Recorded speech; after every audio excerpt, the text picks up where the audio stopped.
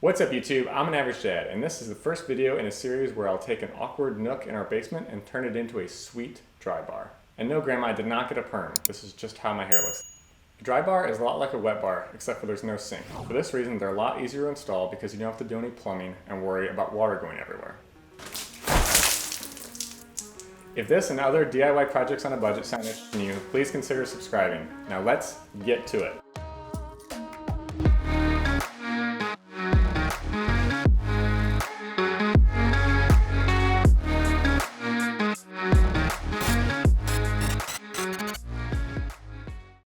So this is the awkward nook we will transform.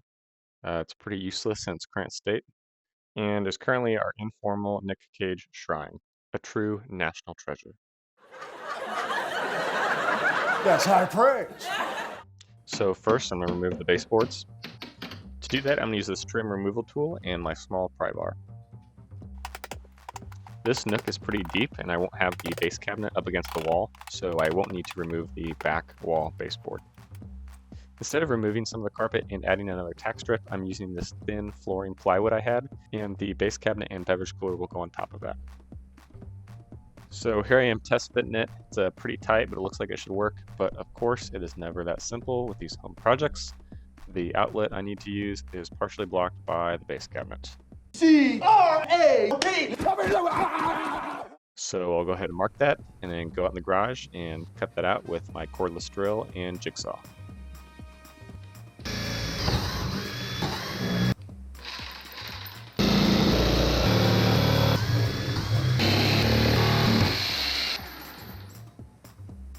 And voila. Now we have access to the outlet for the beverage cooler. So with that done, I'm going to go ahead and work with above average mom to put the beverage cooler and base cabinet back in place. The nook here is 36 inches wide. I'm using a 15-inch wide beverage cooler and a 21-inch wide base cabinet.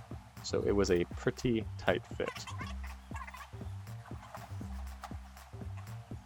The countertop will be supported by the base cabinet on one side, and on the other side I was planning on using this 1x2, but when I placed it on top of the beverage fridge, it was actually a little bit too tall. So instead of cutting that really thin, I decided to go to the hardware store and just get some L brackets to use instead. Got a larger one to put here in the middle, and a smaller one to put in the back corner. And I'll screw both of them into studs. Then double check and see how level they are. And they're looking pretty good. So this nook was not as wide in the front as it was in the back, so it took a little bit of finesse to get the countertop in and flat on top of the base cabinet. Once it was flat, I could tell I didn't put the L bracket at the right height, so I'm going to shim it here real quick. And then you can see there how it's resting on the shim on that larger, closer L bracket. Now to put the fridge handle on, to do that you got to remove the rubber seal on the top and bottom to screw it in, and then replace it once you're done. Then from the cabinet, I'll take off the plastic wrap and go ahead and install the door bumpers. The last step for the bottom portion of this dry bar is to caulk on both sides of the countertop. The trick to making this look really nice is to use painter's tape on the counter and the wall, so that when you run your finger over it, the excess does not make an unclean line, and it will look really good when you take the tape off.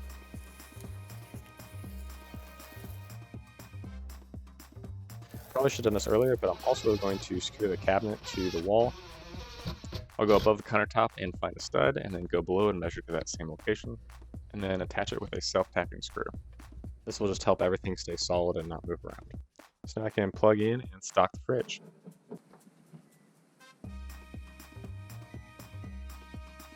While I do that, I'll go through the cost so far. So the beverage cooler is $500 new, but I bought it off Facebook Marketplace for $325. The base cabinet is usually $326, but I got it on sale and it arrived damaged, and I complained, so I only paid $96. The countertop was a quartz remnant from a local shop, and I paid $225. I paid about $7 for mounting hardware, and obviously because I spend hours and hours making these videos, I don't value my time, so that was $0. Which brings us to a grand total of $653. As far as spicy hot deals go, I would give that at least 3 jalapenos. In the next video, I'll go over how I install this faux brick on the top, as well as this really cool floating shelf with integrated LED lights. See ya.